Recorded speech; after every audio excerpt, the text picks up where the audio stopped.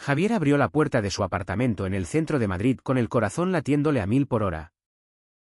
Solo para encontrar a su padre esperándolo con una carta en la mano. El rostro rojo de ira. «Esto es lo que has hecho con tu vida. Abandonarnos por un hombre», gritó el padre, arrojando la carta al suelo, revelando fotos íntimas de Javier con Miguel que alguien había enviado anónimamente. En ese instante, Javier supo que su secreto había salido a la luz. Y el mundo que había construido con tanto esfuerzo se derrumbaba como un castillo de naipes. Desde niño, Javier había sido el pilar invisible de su familia. En el barrio obrero de Vallecas, donde el sol de Madrid parecía siempre un poco más áspero. Sus padres trabajaban turnos interminables en fábricas textiles para mantener a 7 hijos. Javier, el mayor, con apenas 10 años, ya cambiaba pañales, preparaba comidas y llevaba a sus hermanos menores a la escuela. «Eres el responsable, hijo», le decía su madre con una sonrisa cansada, mientras él sacrificaba sus tardes de juegos por tareas domésticas. Los 6 hermanos, María, Pedro, Ana, Luis, Sofía y el pequeño Carlos, lo veían como un segundo padre. Alguien que siempre estaba allí para consolar lágrimas o resolver peleas. Pero Javier nunca se quejaba, era su deber. O al menos eso le habían inculcado. A los 18. Cuando terminó el bachillerato con notas excelentes. Soñaba con estudiar arquitectura en la Universidad Complutense. Sin embargo, su padre lo miró con ojos duros y dijo: «La familia te necesita aquí. Tus hermanos son pequeños. Y nosotros no podemos solos». Javier cedió. Como siempre. Empezó a trabajar en una cafetería del centro, enviando la mayor parte de su sueldo a casa. Los fines de semana volvía a Vallecas para ayudar con la limpieza, las compras y las lecciones de los niños. Sus amigos lo veían cada vez menos, su vida se reducía a un ciclo de responsabilidades que no eran suyas. En el fondo, sentía un vacío creciente. Una pregunta que no se atrevía a formular: ¿quién cuidaba de él? Fue en esa cafetería donde conoció a Miguel. Un cliente habitual. Estudiante de literatura de 22 años. Con una risa contagiosa y ojos que parecían leer el alma. Al principio, eran solo charlas sobre libros y café. Miguel hablaba de poesía queer, de autores como Federico García Lorca. Y Javier se sentía vivo por primera vez. «¿Eres más que esto, Javier?», le dijo Miguel una tarde, tocando su mano accidentalmente. Ese roce despertó algo en Javier que había reprimido durante años: la atracción por los hombres. Un secreto que en su familia católica y conservadora sería como una bomba. Pero el amor no espera permisos. Pronto, las charlas se convirtieron en citas secretas en parques de Madrid. Besos robados bajo la sombra de los árboles en el Retiro. Miguel, abiertamente gay, provenía de una familia progresista del norte. Y animaba a Javier a ser auténtico. «No puedes vivir para los demás toda tu vida», le repetía. Javier luchaba internamente, amaba a sus hermanos. Pero odiaba la carga que lo aplastaba. Una noche, después de una discusión con su padre por dinero, Javier decidió mudarse con Miguel a un pequeño piso en Malasaña. Fue su primera rebelión. Pero el precio fue alto: llamadas constantes de su madre llorando. Acusaciones de egoísmo. «Tus hermanos te necesitan», le decían, ignorando que él también era un ser humano con sueños rotos. La tensión familiar escalaba. En Navidad, Javier volvió a casa por obligación. La mesa estaba llena de risas. Pero él se sentía un extraño. Pedro, ahora adolescente, lo miró con desprecio, desde que te fuiste. Todo es un caos. Javier tragó saliva, recordando las noches en vela cuidándolos. Esa noche, en la cama, revivió recuerdos dolorosos, como su padre lo había golpeado una vez por no ser lo suficientemente hombre al llorar por un juguete roto. La homofobia latente en su hogar era como un veneno lento. Miguel lo esperaba en Madrid, ofreciéndole un refugio. Pero Javier dudaba, ¿era justo abandonar a sus hermanos? La culpa lo carcomía. Un conflicto interno que lo mantenía despierto. Una tarde, mientras caminaban por la Gran Vía, Miguel le propuso, háblales de nosotros. Quizás entiendan. Javier rió amargamente. En mi familia, el amor como el nuestro es pecado. Sin embargo, el deseo de libertad lo empujaba. Decidió contarlo a María, la hermana mayor después de él, confiando en su cercanía. ¿Estás loco? Papá te matará, le dijo ella, con ojos llenos de miedo. Pero prometió guardar el secreto. Javier sintió un alivio temporal. Pero la traición acechaba. Días después, llegó esa carta anónima. Alguien, quizás María, quizás un vecino chismoso, había delatado su relación. Su padre irrumpió en su vida, exigiendo explicaciones. Has decepcionado a todos.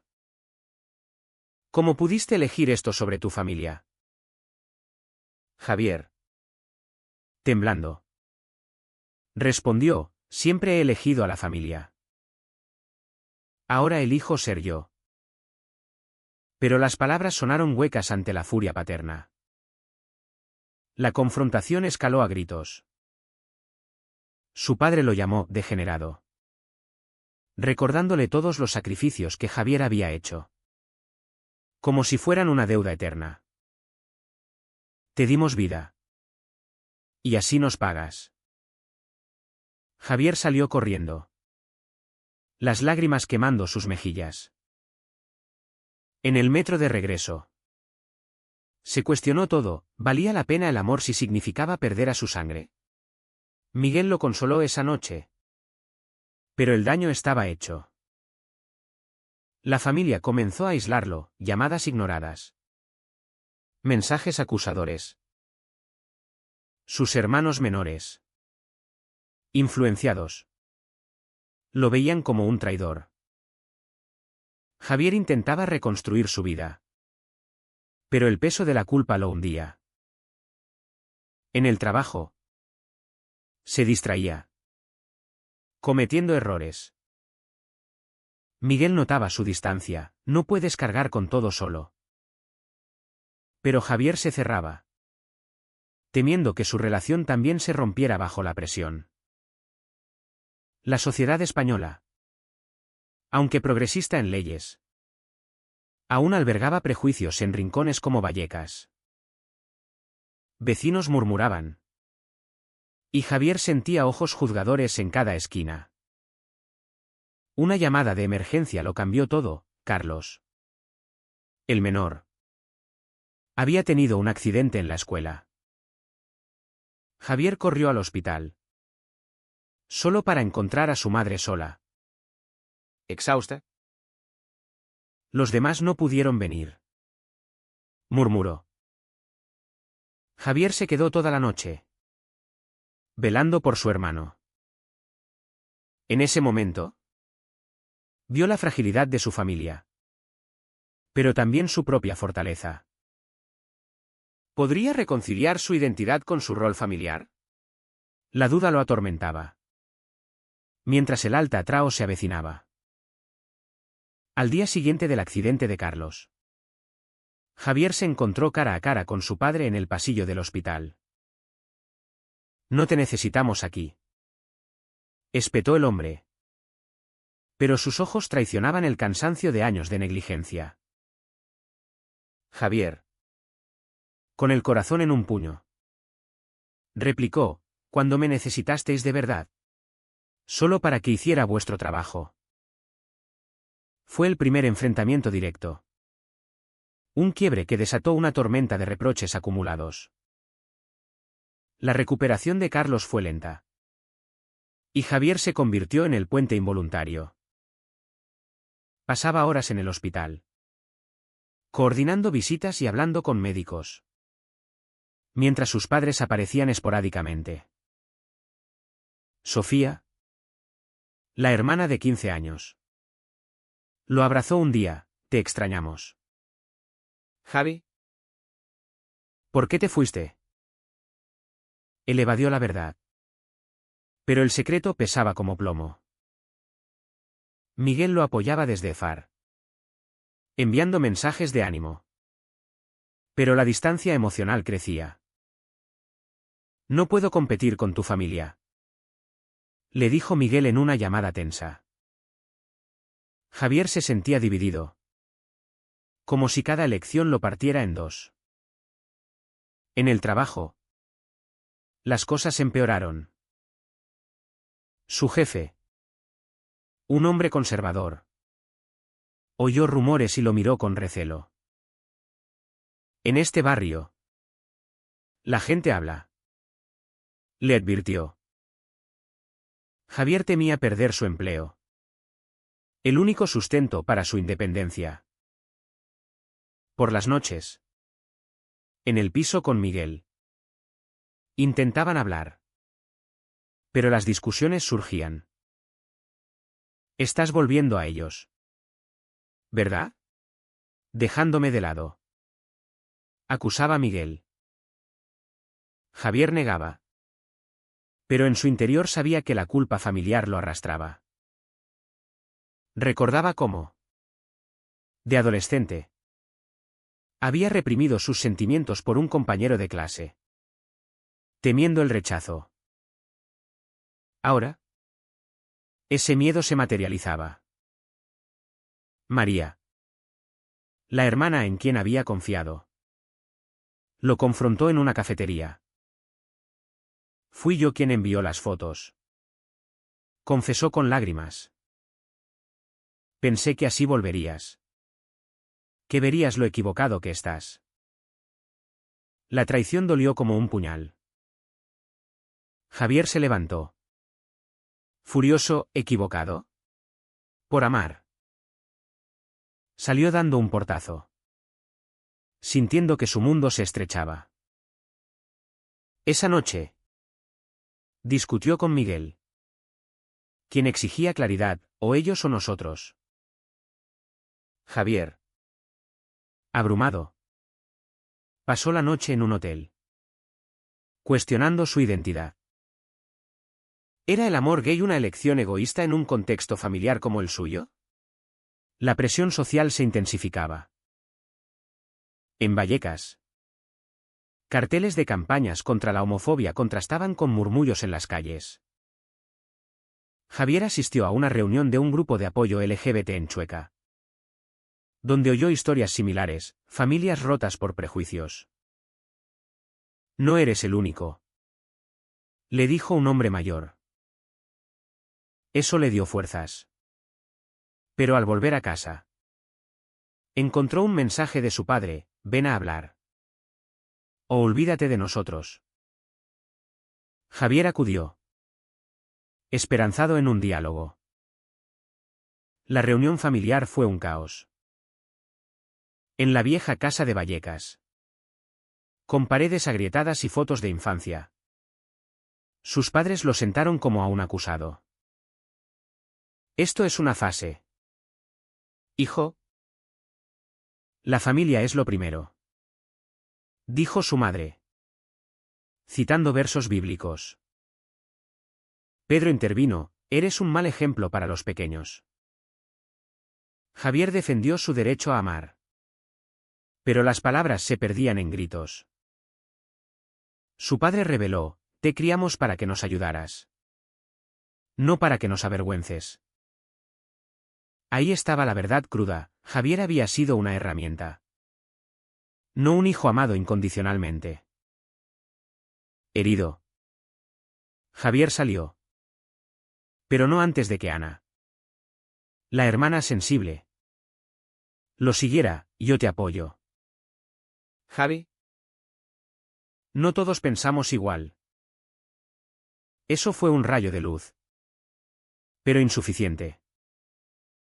Miguel, al enterarse, lo confrontó: estás sacrificándote de nuevo. ¿Cuándo pararás?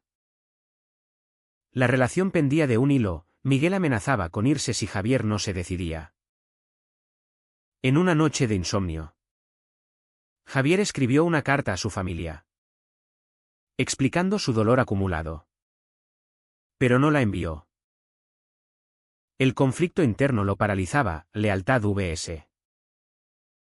autenticidad. Días después, un incidente en el trabajo lo empujó al límite. Un cliente homófobo lo insultó públicamente. Y su jefe no lo defendió. Javier renunció, sintiéndose desnudo ante el mundo. Miguel lo recogió, ofreciéndole consuelo físico y emocional. Por primera vez, Javier se permitió llorar en sus brazos, admitiendo: tengo miedo de perderlo todo.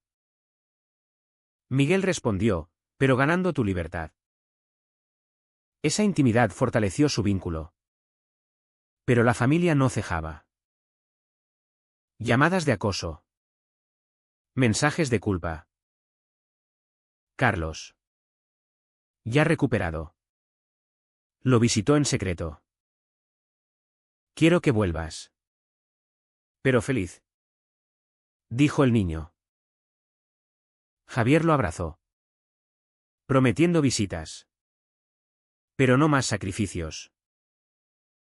Sin embargo, su padre planeaba algo peor: una intervención familiar con un sacerdote. Javier lo descubrió por María, quien ahora se arrepentía. No vayas. Es una trampa. Él ignoró la advertencia, queriendo cerrar el ciclo. La intervención fue humillante. En una iglesia de barrio, el sacerdote habló de pecado y redención.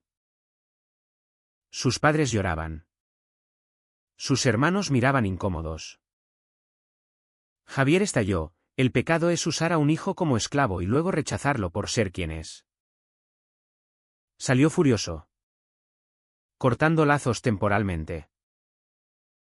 Miguel lo esperó fuera. Y por primera vez, Javier sintió paz en su elección. Pero el precio era alto: aislamiento, dudas morales. ¿Era correcto priorizar su felicidad sobre la unidad familiar? La tensión subía, llevando a un clímax inevitable. Tras la intervención fallida, Javier se sumió en una depresión silenciosa. Caminaba por las calles de Madrid, desde la Puerta del Sol hasta el Templo de Devot, buscando respuestas en el bullicio urbano. Miguel intentaba animarlo con cenas románticas y paseos. Pero Javier se distanciaba, obsesionado con el rechazo familiar. Siento que los traicioné, confesaba. Miguel, paciente pero herido, replicaba: ellos te traicionaron primero. El equilibrio de su relación se tambaleaba, con discusiones que revelaban grietas profundas. En el grupo de apoyo, Javier conoció a otros hombres en situaciones similares. 1. Un profesor de Barcelona compartió: perdí a mi familia, pero gané una vida auténtica. Eso inspiró a Javier a buscar terapia. En sesiones semanales, exploraba su infancia, el rol de cuidador forzado, la represión emocional. Has pagado un precio alto por amor filial, le dijo el terapeuta. Javier comenzó a ver patrones. Su padre, machista y distante, proyectaba sus fracasos en él. Su madre, sumisa, priorizaba la apariencia social.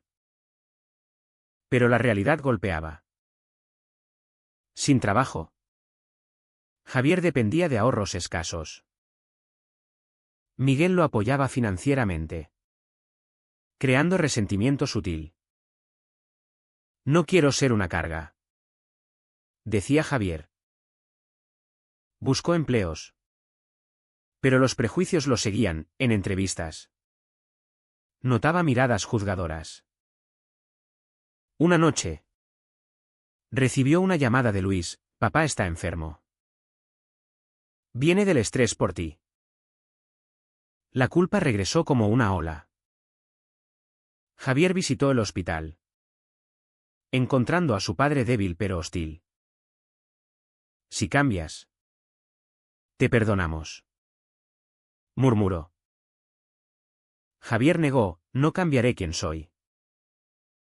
Salió con el corazón roto, cuestionando si su orientación era una carga para todos. Miguel, al límite, planteó un ultimátum: o cortas con ellos del todo, o terminamos. Javier, aterrorizado, aceptó una pausa en la relación. Se mudó temporalmente a un hostal barato en Lavapiés, un barrio multicultural donde se sentía menos juzgado. Allí, reflexionaba sobre sus decisiones. ¿Había sido egoísta al priorizar su amor? Los días se volvían solitarios, con caminatas nocturnas por plazas iluminadas, donde veía parejas heterosexuales y envidiaba su normalidad. Una carta de Sofía lo sacudió. Te quiero como eres, Javi. no dejes que nos separen. Adjuntaba dibujos de los hermanos. Javier lloró, viendo esperanza. Decidió reconectar con los menores, organizando encuentros secretos en parques. Carlos reía: eres mi héroe. Gay o no. Pero Pedro, influenciado por el padre, ¿lo rechazaba? Esta división familiar profundizaba el drama. Javier se convertía en un agente de cambio, pero a costa de más conflictos. Miguel, meanwhile, salía con amigos, y Javier sentía celos irracionales. Una noche, lo vio en una foto de Instagram con otro hombre, desatando paranoia. Confrontó a Miguel: ¿me reemplazaste? Miguel negó, pero admitió: necesito a alguien que elija plenamente. La reconciliación fue tentativa, con promesas de comunicación. Javier buscaba equilibrio, amar sin renunciar a su familia. La sociedad intervenía. Un artículo en El País sobre discriminación familiar resonó con su historia. Javier contactó al autor, compartiendo anónimamente. Eso lo empoderó, pero atrajo atención no deseada. Vecinos de Vallecas lo reconocieron, y las tensiones escalaron. Su madre lo visitó inesperadamente: vuelve, hijo. Sin ese hombre. Javier, firme, respondió: Miguel es parte de mí. Ella se fue llorando, dejando a Javier con dudas éticas. ¿Era moral imponer su verdad a una familia tradicional? El clímax se acercó con una fiesta familiar. Ana lo invitó en secreto para el cumpleaños de María. Javier acudió con Miguel, desafiando todo. La llegada causó shock, su padre palideció. Su madre rezó en silencio. Pedro gritó, «¡Fuera de aquí!».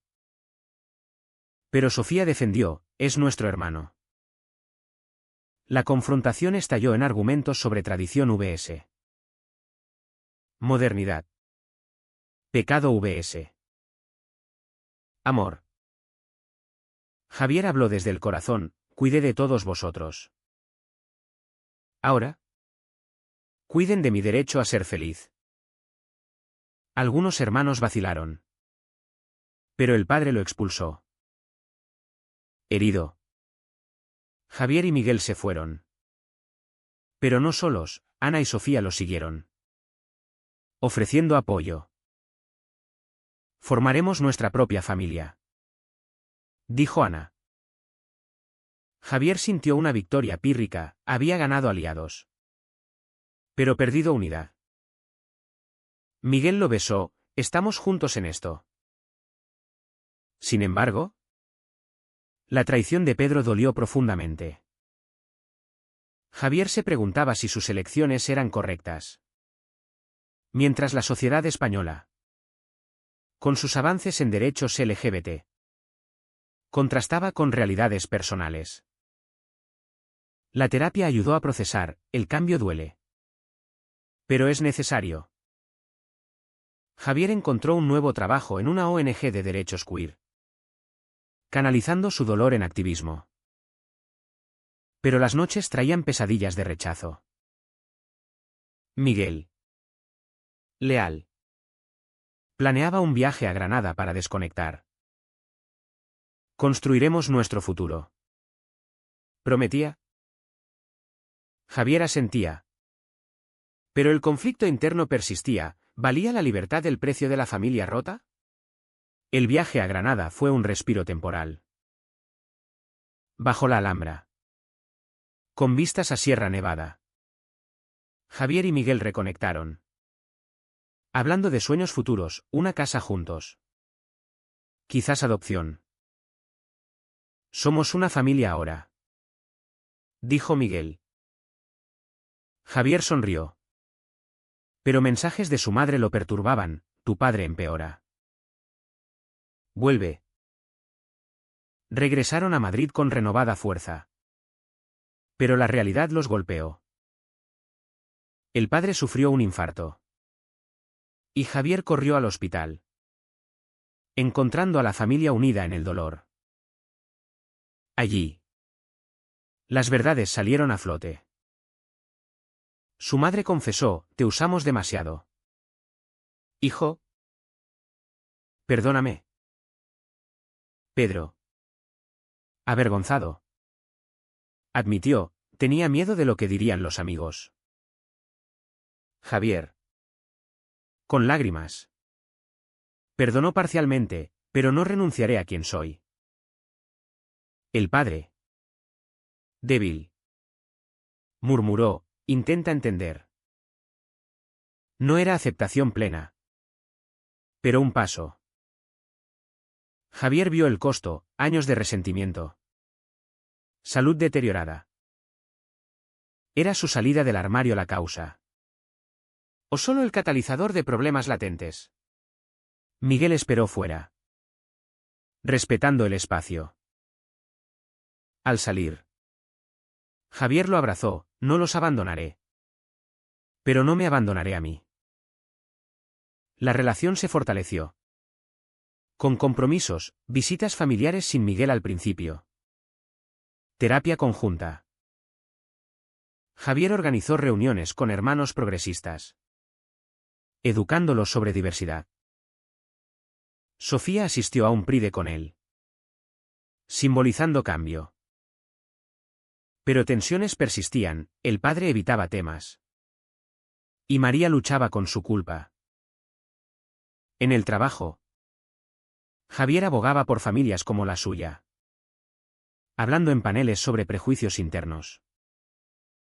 Un día, un joven le dijo, «Tu historia me dio valor». Eso validó sus sacrificios.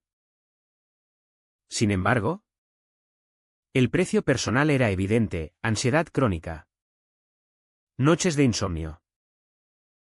Miguel lo apoyaba. Pero admitía, a veces siento que soy segundo plano. Javier prometía equilibrio. Pero la balanza pendía precaria. Un año después. La familia se reunió en Navidad. Javier llegó con Miguel. Invitado tentativamente. La mesa fue tensa. Pero sin explosiones. El padre levantó un vaso, por la familia. Tal como es. No era ideal. Pero progresó. Javier sintió alivio. Pero reflexionaba sobre las elecciones, había traicionado expectativas sociales. Pero ganado autenticidad. Sus hermanos menores lo veían como modelo de coraje. No de vergüenza. La sociedad evolucionaba, leyes en España protegían derechos. Pero corazones tardaban. Javier escribió un blog anónimo. Compartiendo su viaje. Inspirando debates. Miguel lo alentaba, estás cambiando el mundo. Un paso a la vez. Pero en momentos solos. Javier dudaba, ¿había valido la pena el dolor infligido? Al final. Javier miró atrás, de cuidador explotado a hombre libre. Pagando con aislamiento temporal y heridas emocionales. Su amor con Miguel florecía. Pero marcado por cicatrices. La familia. Fragmentada pero reconstruyéndose. Aprendía tolerancia a regañadientes. ¿Fue correcto priorizar su identidad sobre la unidad familiar tradicional? ¿O debería haber sacrificado más por el bien colectivo?